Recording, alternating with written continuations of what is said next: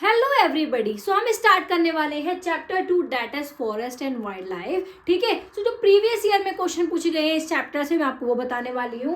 सो ये क्वेश्चन पूछा गया आपका, conservation of rapid decline in wild life population and forestry has become essential. देखो ये क्वेश्चन आप पे आएगा ही आएगा।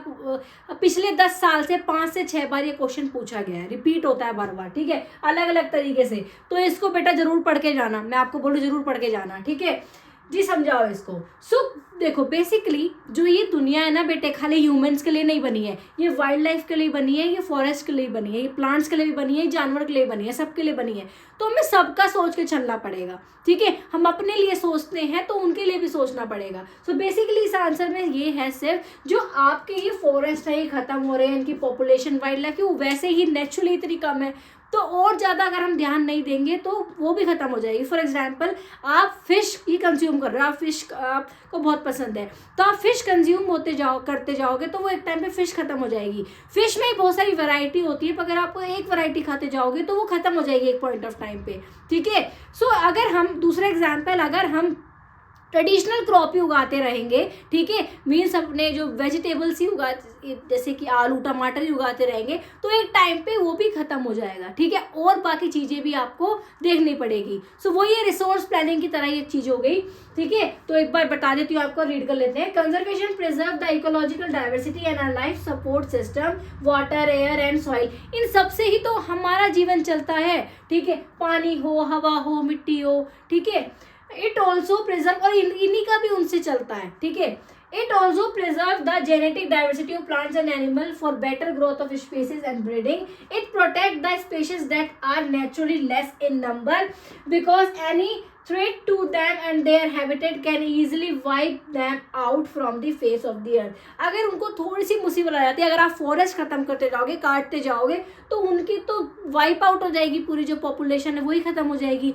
तो इसलिए हमें इस चीज पे भी ध्यान देना है। ठीक है, सो आप इसको लिख दो, या तो आप ये पॉइंट लिख सकते हो तीनों, या फिर अपने बनाकर लिख सकते हो। क्वेश्चन आपको समझ में आ गया। Next question is describe how communities have conserved and protected forest and wild life in India. India में फॉरेस्ट और वाइल्ड लाइफ को बचाने के लिए लोगों ने, कम्युनिटीज ने क्या किया। ठीक है, तो आपको ये बताना है। अगर आपसे पूछा जाएगा कि प्लांट्स के लिए क्या किया, या फिर अनदर में एनिमल्स में क्या किया, तो आप अलग अलग लिखोगे। बट अगर आपसे नहीं स्पेसिफाई किया हो गया कि किसके बिहाफ पे बताना है, तो आप कुछ भी लिख सकते हो। तो मैं आपको दोनों बता रही हूँ, प्लांट्स आएगा तो प्लांट्स के बारे में लिखना, एनिमल्स आएगा तो एनिमल्स के बारे में लिखना।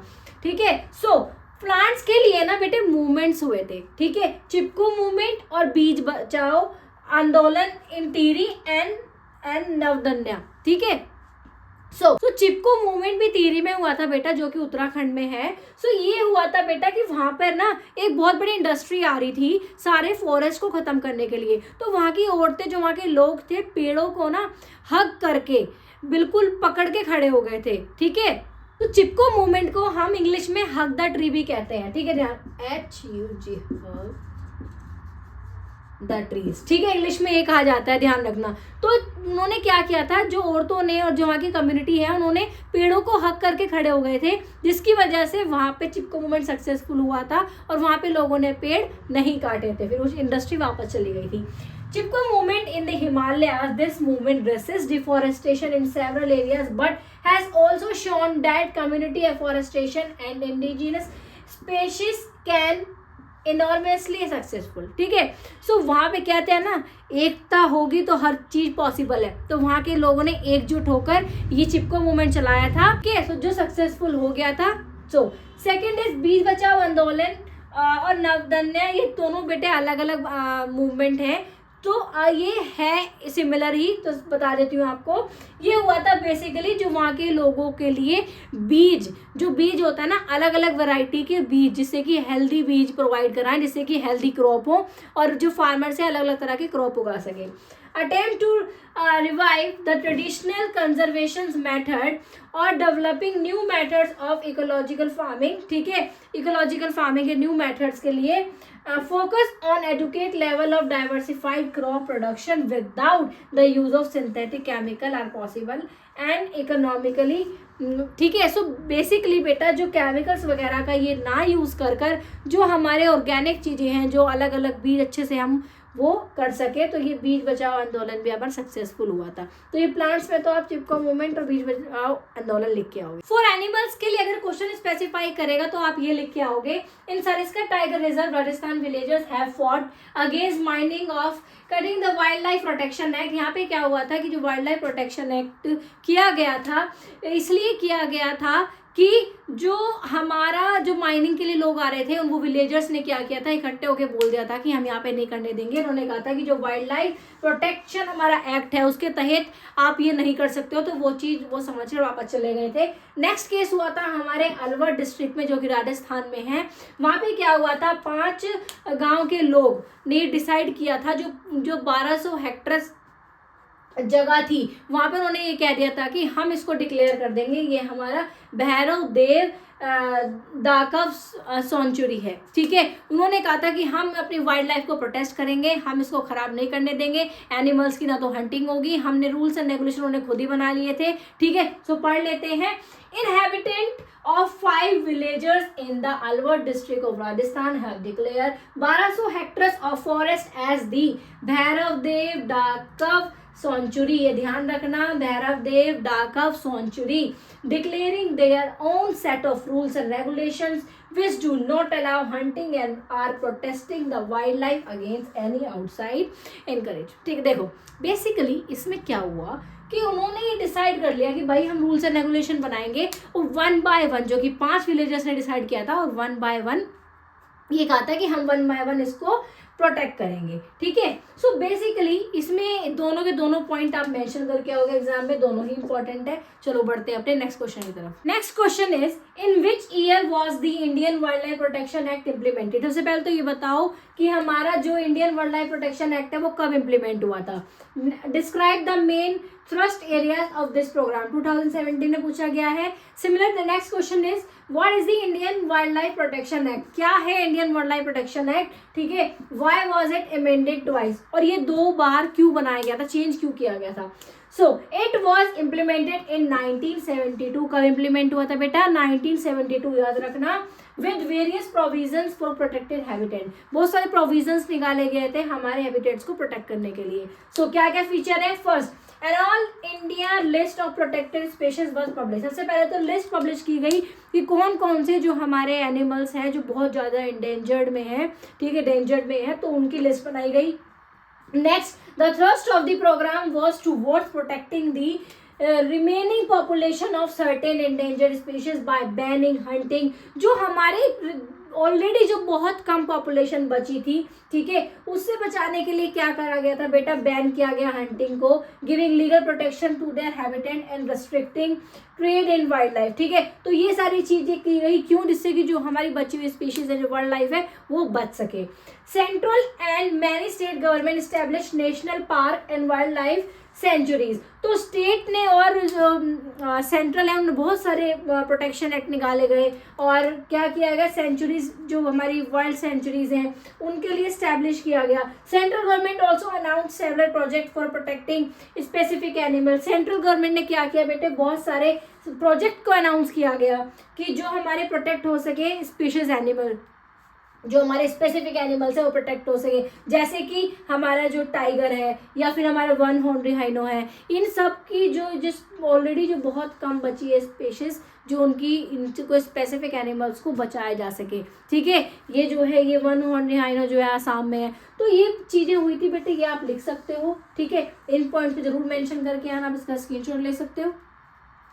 सो बेटा, सो क्वेश्चन में पूछा गया था कि ये अमेंडेड ट्वाइस क्यों हुआ था। तो basically it was amended twice because कौन कौन से एक्ट है, wild life act of 1980 and wild life act of 1986। ठीक है, तो 2 बार चेंज हुआ था, ये डेट आपको याद रखनी है, 1980 में और 1986 में। तो बेसिकली पहले आपको बता देती हूँ मैं, पहले तो ये हुआ था कि पहले जो उस एक्ट में बड़े बड़े एनिमल्स को रखा गया था, कि बड़े बड़े एनिमल्स को इंक्लूड किया जाता, छोटे वालों को नहीं किया गया था। बट फिर दोबारा से उन्होंने ये चीज़ सोचा कि छोटे भी जरूरी हैं, जितना ही बड़े एनिमल जरूरी है इतने भी छोटे एनिमल जरूरी हैं। ठीक है, several 100 butterflies moths beetles and 1 dragon fly have been added to the list of protected species. ठीक है, तो क्या हुआ था बेटा, इसमें एक्ट में क्या किया गया था, इन सबको भी ऐड कर लिया गया था। In 1991 for the first time plant were also added to the list starting with the 6 species. देखो 1991 में क्या हुआ था बेटा, प्लांट जितने फ्लोरा फ्योना बेटा दोनों ही इंपॉर्टेंट है, क्योंकि एनिमल्स अपने हैबिटेट पे तो जिंदा रहते हैं ना। अब उनको आप ये भी तो देखोगे ना, उनका रहने का तो अभी तो जो जहाँ पे रहते हैं वो तो बचाना पड़ेगा ना। तो फिर उन्होंने क्या सोचा कि प्लांट्स को भी इंक्लूड करते हैं, प्लांट्स की स्पीसीज को भी इंक्लूड करते हैं, भाई वो डिपेंड तो उन्हीं पे है ना। तो 1991 for the first time plants were also added to the list starting with 6 species. तो स्टार्ट किससे हुआ था, 6 स्पीशीज से स्टार्ट किया था, 6 स्पीशीज को डाल दिया। तो ध्यान रखना, पहले जो थे बड़े बड़े एनिमल्स को रखा गया था, ऐड किया गया था लिस्ट में। उसके बाद फिर उन्होंने सोचा कि छोटे एनिमल्स को भी ऐड करते हैं, क्योंकि छोटे भी उतने ही इंपॉर्टेंट है। सो बेसिकली लास्ट में फिर क्या हुआ, 1991 में प्लांट्स के स्पीशीज को भी इंक्लूड किया गया। ठीक है, आई होप आपके समझ में आ गया होगा। सो इन सबको बेटे आपको जरूर लिख के आना है। ठीक है, तो आप स्क्रीनशॉट ले सकते हो, इसका ध्यान से पढ़ना इसको। Next question is how do communities include trees into their culture practices. ठीक है, सबसे पहले तो ये बताओ, कल्चर में जो कल्चर में ट्रीज को लेके आ जाते हैं, मेन जो कम्युनिटीज हैं बहुत ज़्यादा जो ट्रीज को बहुत ज़्यादा मानने लग जाती हैं। बेसिकली ये बात कर रहा है सैक्रेड ग्रोव्स की। सैक्रेड ग्रोव्स क्या होते हैं बेटे, सैक्रेड मतलब होता है कि आप किसी को पूज रहे हो बहुत ज्यादा, पूजने के लिए चीज है कोई। ठीक है, और ग्रोव्स मीन्स पेड़ों का झुंड। ठीक है, तो sacred groves are forested areas protected by local communities due to their religion and cultural significance। तो ये sacred groves कौन सा forested area है, जो कि जो कम्युनिटीज हैं वो अपने रिलीजन और अपनी आस्था और रिलीजन और कल्चर के थ्रू उनको बचाती हैं, सेव करती हैं। ठीक है, सो कुछ स्टेप्स हैं जो कम्युनिटीज लेती हैं या मानती हैं, वो जरा उसकी बात करते हैं। The Mundas and the Santhal of छोटा नागपुर रिलीजन वर्शिप महुआ, ठीक है, एंड कदम्बा। देखो जो ये मुंडास और संतल हैं छोटा नागपुर रीजन से, तो वह किसकी क्या वर्शिप मानते हैं, ये महुआ के पेड़ को बेटा, कदम्बा के पेड़ को बहुत ज्यादा मानते हैं। ठीक है, sacred qualities are often ascribed to spring, mountains, peaks, plants and animals which are closely protected। Basically आप देखो, माउंट जो कैलाश पर्वत को मानते हो ना, वो है तो एक माउंटेन ही, पर आप मान रहे हो क्योंकि आपकी आस्था जुड़ी है, शिव जी के नाम से जुड़ा हुआ है। तो ऐसे ही सबकी कम्युनिटी, सबके अलग अलग रिलीजन में ये चीज़ें होती हैं। आप मंदिर जाते हो, आपको वहाँ पे किसी का पेड़ मिलता है, ठीक है, पीपल का पेड़ मिलता है, केले का पेड़ मिलता है। तो ये सारे ट्रीज की सब लोग अलग अलग रिलीजन के लोग अलग अलग मानते हैं। ठीक है, in and around Bishnoi village, अगर बिश्नोई विलेज की बात करें जो कि राजस्थान है, वो मानते हैं ब्लैक बर्ड, जो कि बोलते हैं चिंकारा। ठीक है, और nilgai, peacock can be seen as an integral part of the community and nobody harms them. उनको कोई भी हार्म नहीं कर सकता। जो जानवर को लोग आस्था से मानते हैं उनको कोई भी हार्म नहीं कर सकता। ठीक है, बल्कि जो ट्राइबल कम्युनिटीज होती हैं उनमें ये ज़्यादा चीज़ होती है, क्योंकि वो नेचर को ही अपना भगवान मानते हैं। ठीक है, सो ये प्लांट वगैरह को वो भी काटने नहीं देते हैं। सो बेसिकली ये कम्युनिटीज इस तरह से जुड़ी हुई हैं हमारे नेचर से, हमारे प्लांट से।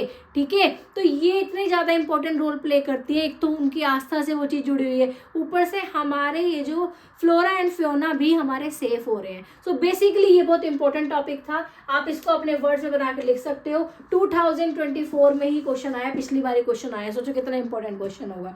तो इस बार भी बना के क्वेश्चन आ सकता है। सो बेटा ये चैप्टर का फॉरेस्ट एंड वाइल्ड लाइफ के भी मैंने आपको प्रीवियस इंपॉर्टेंट क्वेश्चन करा दिए हैं। आई होप आपके समझ में आ गया होगा। जो समझ में नहीं आया आप मुझे बताओ। ठीक है, सबसे ज़्यादा इंपॉर्टेंट है आपका क्वेश्चन समझना। अगर क्वेश्चन समझ में आ गया तो आप बनाकर आंसर लिख सकते हो। ठीक है, I hope you like the content, I hope you like the video. Please do like, share and comments on my video. कोई भी टॉपिक समझ में नहीं आता है तो कॉमेंट करो, मैं आपको एक्सप्लेन करूंगी, वीडियोस बनाऊंगी, उस पर आपके लिए नोट्स बनाऊंगी। नोट्स चाहिए तो आप मुझे बताओ। ठीक है, सो बेटा मैं यही बोलूंगी, मेहनत करो, अपने आप पे भरोसा रखो, किसी की बातें मत सुनो, ये मत सोचो नेगेटिविटी से दूर रहो, ये मत सोचो कि वो ज़्यादा पढ़ रहा है वो कम पढ़ रहा नहीं, अपनी मेहनत पे भरोसा रखो। सिर्फ आपको आप पे ध्यान देना है, किसी पे ध्यान नहीं देना, ना डिमोटिवेट होना है किसी को लेकर के, उन्होंने तो बहुत ज़्यादा पढ़ लिया, बहुत बच्चे हो जाते हैं, या फिर किसी का बुरा भी नहीं सोचना है। Let them do what they want to do. आप सिर्फ अपने पे ध्यान दो, मेहनत करो, आप जरूर सक्सेस पाओगे, मेरी ब्लेसिंग आपके साथ है। ऑल द बेस्ट मेरे बच्चों, आप सभी के बहुत अच्छे नंबर आएंगे। Thank you so much for watching.